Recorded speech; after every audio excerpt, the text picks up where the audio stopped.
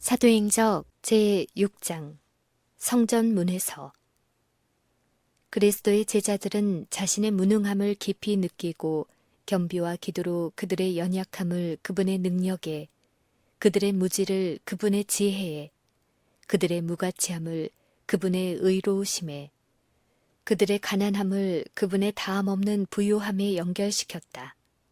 이와 같이 힘을 얻고 무장한 그들은 주님의 사업을 밀고 나아가기를 주저하지 않았다.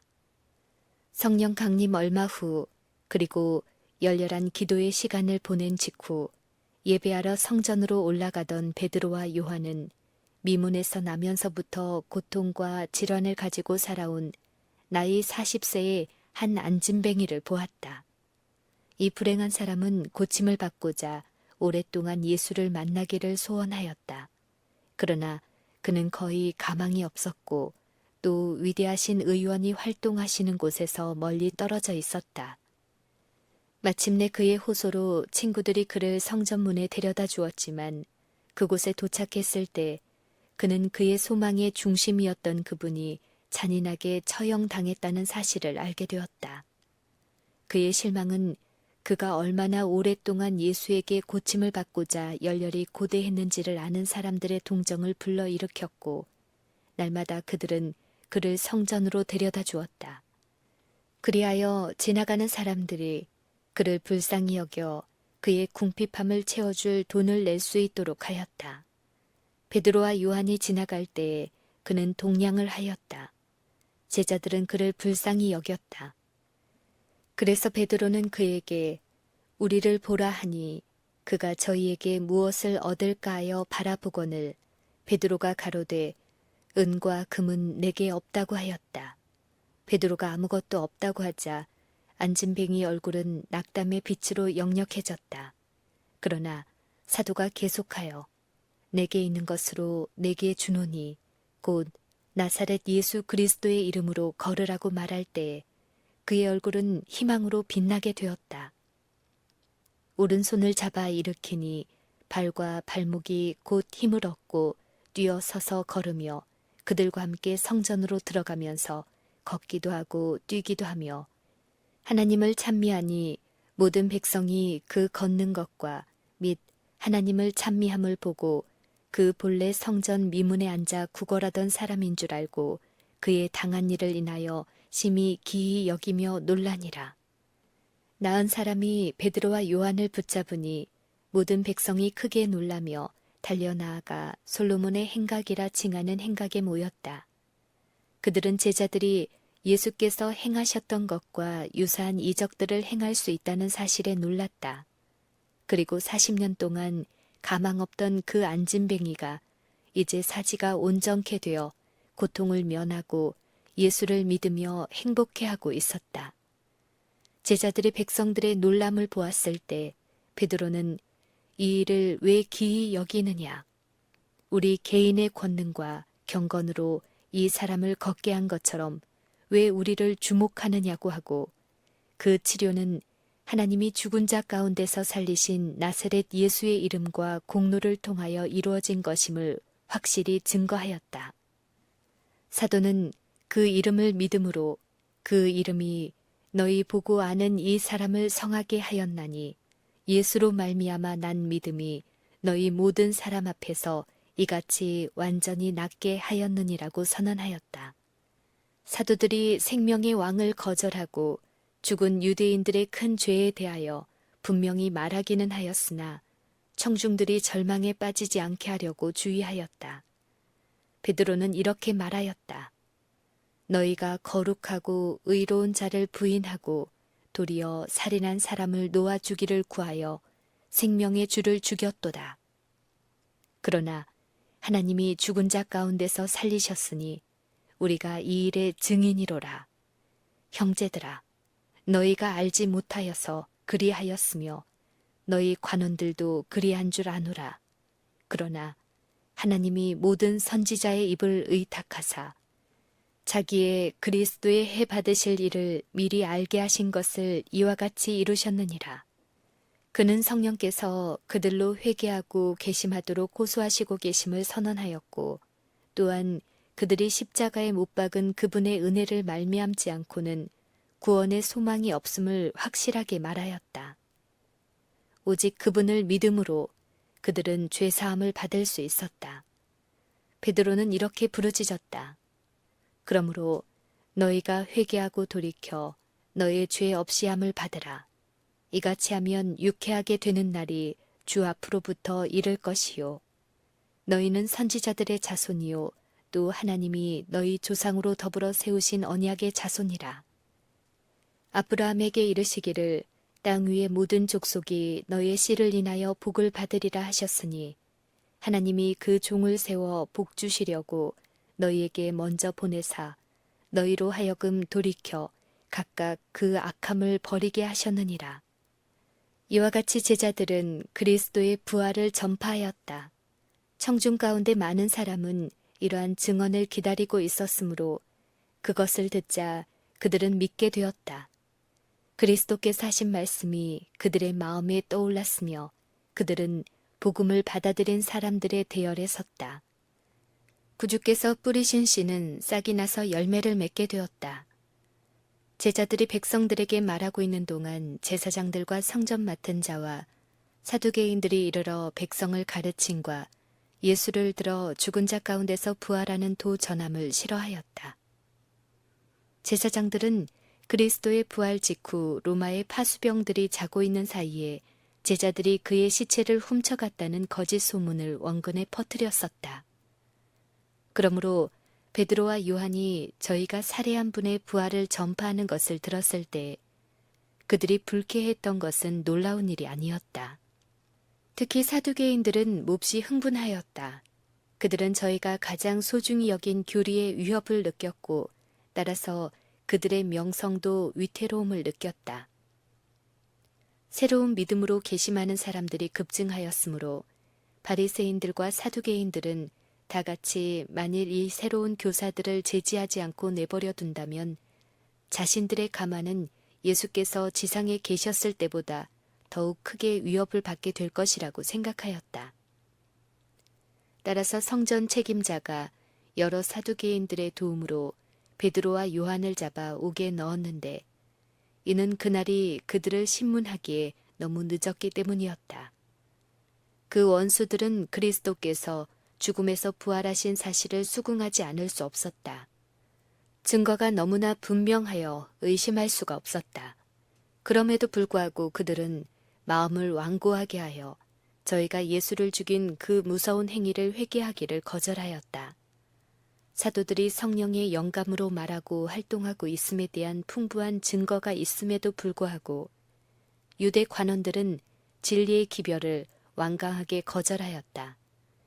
때로 그들은 그가 하나님의 아들이라는 확신을 갖긴 하였으나 그리스도께서 그들이 기대했던 모습으로 오시지 않았으므로 그 확신을 짓눌러 버리고 마침내 그분을 십자가에 못 박고 말았다.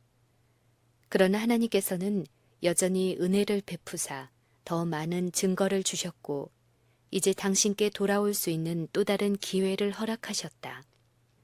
그분은 제자들을 보내사 그들이 생명의 왕을 죽였다는 사실을 전하게 하셨고 이 무서운 책망을 통하여 또 다른 회개의 초청을 주셨다.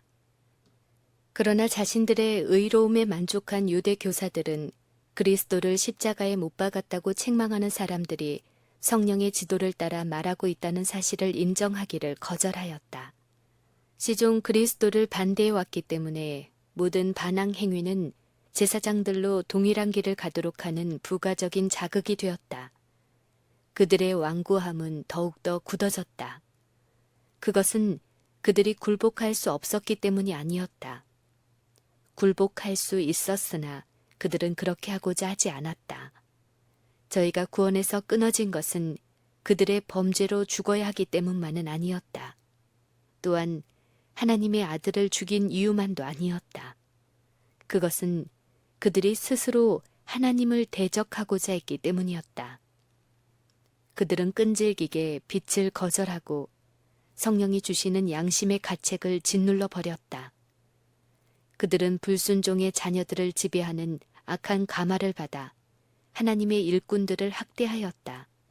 하나님과 그분이 당신의 종들에게 선포하도록 주신 기별에 대한 계속적인 반항 행위로 그들의 반역적인 적개심은 격렬해졌다. 날마다 회개하기를 거절하므로 유대 지도자들은 계속적으로 반역을 하게 되었고 저희가 뿌린 것을 거두려고 준비하게 되었다. 회개하지 않은 죄인들에게 선고되는 하나님의 진노는 단순히 그들이 죄를 범했기 때문이 아니라 회개하라는 초청이 주어질 때 그들에게 주어진 빛을 무시하고 과거의 죄를 반복하며 반항을 계속하고자 선택했기 때문이다. 만일 유대 지도자들이 죄를 깨닫게 하시는 성령의 능력에 굴복하였더라면 그들은 용서받았을 것이다. 그러나 그들은 굴복하지 않기로 결심하였다. 마찬가지로 죄인은 계속적인 반항으로 자신을 성령께서 감화하실 수 없는 위치에 처하게 한다. 안진뱅이를 고친 다음 날 안나스와 가야바는 성전의 다른 고관들과 함께 신문을 위해 모였고 죄수들은 그들 앞에 나왔다.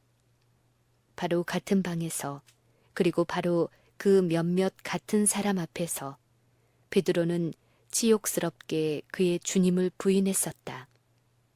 그가 신문을 받기 위해 나왔을 때 이 일이 분명하게 그의 마음에 떠올랐다. 이제 그는 자신의 비겁함을 속죄할 기회를 얻었다. 베드로가 주님이 신문 받으실 때 취했던 행동을 기억하는 참석자들은 이제 그를 투옥과 사형의 위협으로 겁나게 할 수 있으리라고 우쭐해 있었다. 그러나 그분이 가장 필요로 하는 시간에 그리스도를 부인했던 충동적이고 자신만만하던 베드로는 신문 받기 위해 사내들인 앞에 선 베드로와는 크게 달랐다. 범죄 이후 그는 괘씸하였다. 그는 더 이상 교만하거나 뽐내지 않았고 그 대신 겸손했다. 자신을 신뢰하지 않았으며 베드로는 성령으로 충만하였으며 이 능력을 의지하여 한때 그가 부인했던 그 이름을 영화롭게 함으로 그의 반역의 흔적을 제거하려고 결심하였다. 지금까지 제사장들은 예수의 십자가에 못 박힘이나 부활에 대하여 언급하기를 회피했었다. 그러나 지금은 자신들의 목적을 성취하기 위하여 그 무력한 사람들의 치료가 어떻게 이루어졌는가를 피고들에게 묻지 않을 수 없었다. 너희가 무슨 권세와 네 이름으로 이 일을 행하였느냐고 그들은 물었다. 베드로는 거룩한 담력과 성령의 능력으로 두려움 없이 선언하였다. 너희와 모든 이스라엘 백성들은 알라. 너희가 십자가에 못 박고 하나님이 죽은 자 가운데서 살리신 나사렛 예수 그리스도의 이름으로 이 사람이 건강하게 되어 너희 앞에 섰느니라. 이 예수는 너희 건축자들의 버린 돌로서 집 모퉁이의 머릿돌이 되었느니라. 다른 이로서는 구원을 얻을 수 없나니 천하 인간의 구원을 얻을 만한 다른 이름을 우리에게 주신 일이 없음이니라.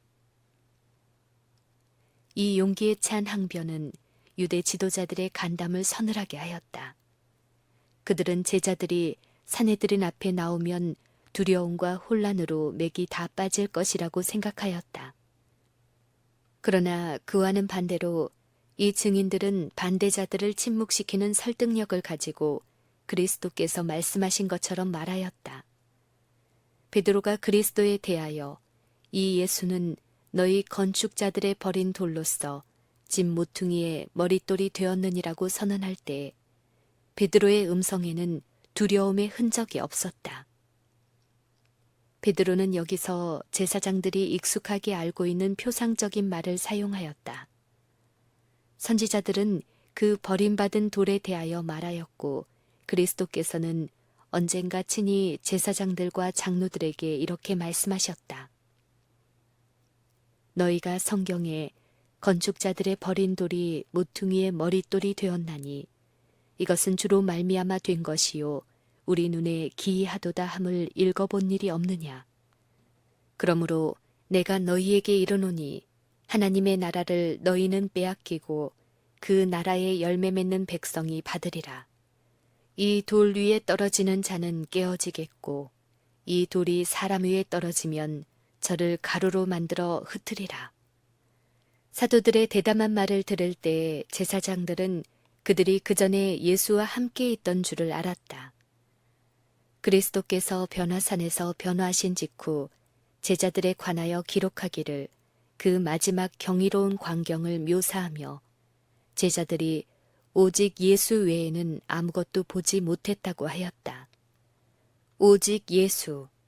이 말 속에 초대교회의 역사를 특징 짓는 생명과 능력의 비밀이 내포되어 있다.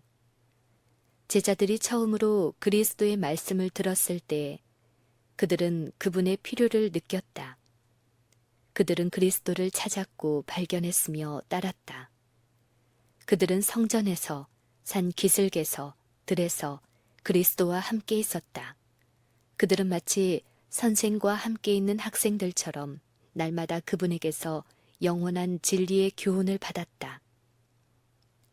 구주의 승천 후에도 사랑과 빛으로 충만한 하나님의 임재에 대한 의식이 여전히 그들과 함께하였다. 그것은 인격적인 임재였다.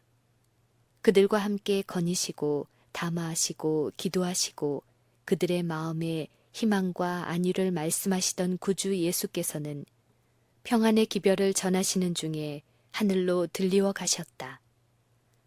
천사들의 수레가 그분을 영접하였을 때 볼지어다 내가 세상 끝날까지 너희와 항상 함께 있으리라는 말씀을 그들에게 하셨다.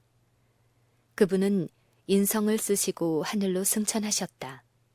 그들은 그분이 여전히 그들의 친구와 구주로서 하나님 보좌 앞에 계실 것과 그분의 동정심은 변치 않을 것, 그리고 고통당하는 인류와 영원히 하나가 되실 것이라는 사실을 알았다.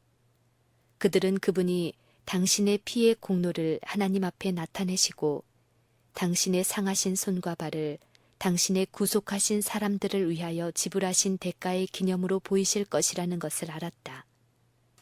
이런 생각은 그들로 하여금 그분을 위하여 당하는 비난을 굳세게 참을 수 있게 하였다. 그분과의 연합은 그가 몸소 그들과 함께 계시던 때보다 지금 더욱 강하였다. 내재하시는 그리스도의 빛과 사랑과 능력이 그들을 통하여 비쳐나와 바라보는 사람들을 놀라게 하였다. 그리스도께서는 베드로가 그분을 변호하기 위하여 한 말에 당신의 인을 치셨다. 그 제자 곁에는 힘있는 증인으로서 놀라운 기적으로 고침받은 그 사람이 서 있었다. 몇 시간 전만 해도 무력한 안진뱅이였지만 이제 온전한 건강을 회복하게 된 이 사람의 출현으로 베드로의 말에는 그 증언의 무게가 더해졌다. 제사장들과 관원들은 잠잠하였다. 그들은 베드로의 진술을 논박할 수는 없었으나 그래도 여전히 제자들의 가르침을 중단시키고자 굳게 결심하였다. 그리스도의 최고의 이적인 나사로의 부활로 제사장들은 예수의 세계와 그분의 놀라운 사업을 제거하려는 결심을 굳게 하였고 그로 인해 백성들에 대한 그들의 가만은 신속히 소멸되고 있었다. 그들은 그분을 십자가에 못 박았으나 지금 그들이 그분의 이름으로 행하는 기적이나 그분이 가르치는 진리를 선포하는 것을 막을 수 없는 유력한 증거가 있었다. 벌써 안진뱅이를 고친 것과 사도들의 전도는 예루살렘을 흥분의 도가니로 몰아넣고 있었다. 제사장들과 관원들은 그들의 난처함을 감추고자 사도들을 내보내고 저희끼리 서로 의논하였다. 그들은 모두 그가 고침받은 사실을 부인하는 것은 소용없는 일임을 인정하였다. 그들은 그 이적을 거짓으로 돌리고자 소원했지만 그렇게 할 수가 없었다. 왜냐하면 그 이적이 백주의 많은 무리들 앞에서 행하여졌고 이미 무수한 사람들이 그것을 알게 된 까닭이었다. 그들은 제자들의 사업을 중단시키지 않으면 많은 예수의 제자들이 생겨날 것이라고 느꼈다. 그러면 그들이 하나님의 아들을 살해한 죄를 지게 되어 그들 자신에게 수치가 따르게 될 것이었다. 그러나 제사장들은 제자들을 죽이고 싶은 마음이 간절하였지만 예수의 이름으로 말하거나 일하기를 계속한다면 가장 엄한 형벌을 내리겠다고 위협하는 정도밖에 할 수가 없었다. 그들을 다시 사내들인 앞에 소환하여 예수의 이름으로 말하거나 가르치지 말도록 명령하였다. 그러나 베드로와 요한은 하나님 앞에서 너희 말 듣는 것이 하나님 말씀 듣는 것보다 옳은가 판단하라. 우리는 보고 들은 것을 말하지 아니할 수 없다고 대답하였다. 제사장들은 그들이 그 거룩한 소명에 확고부동하게 충실한 것을 처벌하고 싶었으나 백성들을 두려워하였는데 이는 모든 사람이 그 된 일을 보고 하나님께 영광을 돌리미러라. 그러므로 위협과 금지 명령을 반복하고는 사도들을 석방하였다. 베드로와 요한이 갇혀있는 동안 유대인들의 악의를 알고 있는 다른 제자들은 그리스도께 나타내었던 그 잔인성을 반복하지는 않을까 염려하여 형제를 위하여 끊임없이 기도하였다. 사도들이 석방되자마자 그들은 다른 남은 제자들을 찾아 신문의 결과를 알려주었다. 신자들의 기쁨은 매우 컸다.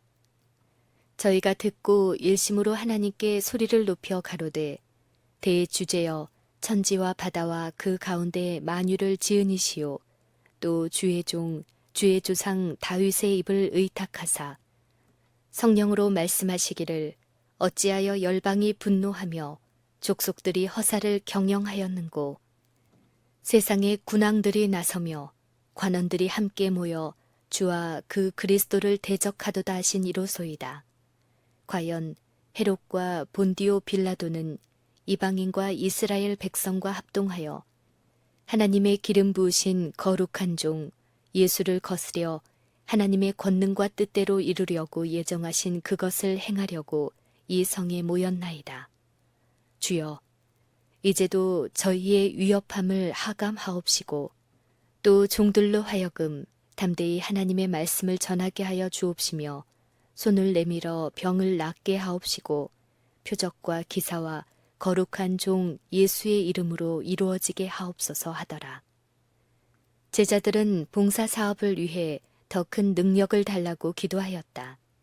왜냐하면 그들이 그리스도께서 지상에 계실 때에 당하셨던 것과 같은 단호한 반대를 만날 것을 안 까닭이었다. 그들이 믿음으로 연합기도를 하늘로 올리고 있는 동안 응답이 이르렀다. 그들이 모였던 장소가 흔들렸고 그들은 새롭게 성령으로 채움을 받았다. 그들은 용기가 충만하여 다시 예루살렘에 하나님의 말씀을 선포하기 위하여 나아갔다. 사도들이 큰 권능으로 주 예수의 부활을 증거하였고 하나님께서는 놀랍게 그들의 노력을 축복하셨다. 예수의 이름으로 더 이상 말하지 말라는 명령에 답하여 하나님 앞에서 너희 말 듣는 것이 하나님 말씀 듣는 것보다 옳은가 판단하라고 선언하던 때에 제자들이 가졌던 그 담대한 원칙은 종교개혁 시대에 복음을 고수하던 자들이 고수하려고 투쟁하던 그 원칙과 동일하다. 1529년 독일의 제후들이 스파이얼스 의회에 모였을 때 종교 자유를 제한하고 모든 개혁 교리들을 더 이상 보급시키는 것을 금지하는 황제의 칙령이 제출되었다. 마치 세상의 희망이 꺾이는 것처럼 보였다. 제후들이 이 칙령을 받아들일 것인가? 아직도 흑암 중에 있는 군중들에게서 복음의 빛이 거두어져야만 할 것인가? 세상을 위한 중대한 문제들이 위기에 처해 있었다. 개혁 신앙을 받아들인 자들은 함께 모여 만장일치로 이 칙령을 거절하자 양심 문제에 있어서 다수는 힘이 없다고 결정하였다. 오늘날도 우리는 이 원칙을 확고하게 고수해야 한다. 복음 교회의 창시자들과 그 이후 여러 세기 동안 하나님의 증인들에 의하여 높이 들렸던 진리와 종교 자유의 깃발은 이 마지막 투쟁에 있어서 우리들의 손에 위탁되었다. 이 큰 선물에 대한 책임이 하나님께서 당신의 말씀의 지식으로 축복하신 사람들에게 놓여 있다. 우리는 이 말씀을 최고의 권위로 받아들여야 한다. 우리는 인간이 세운 정부를 하나님이 임명하신 규범으로 인정하고 그 정당한 범위 안에서 거기에 순종하는 것을 거룩한 의무로 가르쳐야 한다. 그러나 그 요구가 하나님의 요구와 상치될 때에는 사람보다 하나님께 순종하여야 한다. 하나님의 말씀은 모든 인간의 법보다 높다는 것을 승인해야 한다. 여호와께서 이같이 말씀하시기를 이란 말을 교회가 이렇게 말하기를 혹은 국가가 이렇게 말하기를 이라는 것 때문에 파기하지 말아야 한다. 그리스도의 면류관이 지상 군주의 왕관보다 더 높임을 받아야 한다. 우리는 권력자들을 무시하라고 하지 않는다. 말로나 글로 우리가 법과 질서를 반대하는 사람이라는 기록을 남기지 않도록 사려 깊고 신중해야 한다. 우리는 불필요하게 우리의 길을 막는 그 어떤 것을 말하거나 행하지 말아야 한다. 우리는 우리에게 맡겨진 진리를 옹호하면서 그리스도의 이름으로 전진해야 한다. 그러나 만일 사람들이 우리가 이 사업을 하는 것을 금지할 때에는 우리도 사도들처럼 하나님 앞에서 너희 말 듣는 것이 하나님 말씀 듣는 것보다 옳은가 판단하라. 우리는 보고 들은 것을 말하지 아니할 수 없다고 말하여야 한다.